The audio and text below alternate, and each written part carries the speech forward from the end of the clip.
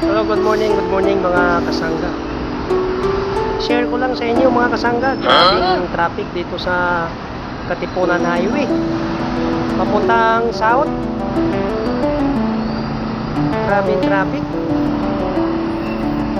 dahil ito sa Miriam at saka sa Ateneo. Sobra oh. Kanina pa to mga kasangga, mga alas 5.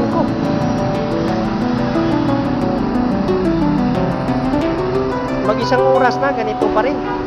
Diyos ko po. Nakakatawa.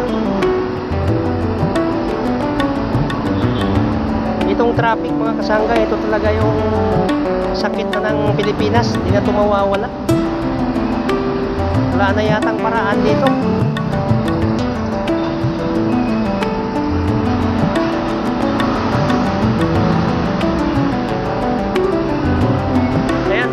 Gumagalaw-galaw na. Ayan, medyo umuusad na. Ang hirap kasi dito, yung ibang mga sasakyan, mga malalaking sasakyan basta lang bumalagbag ng bumalagbag, ayaw magbigay. Yun ang pinakamahirap sa atin. Walang disiplina yung iba. Iba ha, hindi naman lahat. Yung ibang mga driver, walang mga disiplina. Hindi nila iniisip yung iba. Naku po.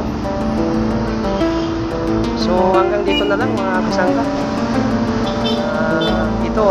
Kanina gumagalaw, ngayon hindi na lang. Hanggang dito na lang mga kasangga yung ating update sa traffic. Kung sino mang mga nagbabiyahe ngayon sa araw na to na papuntang south, huwag kayong dumaan dito sa Katipunan Avenue dahil talagang traffic.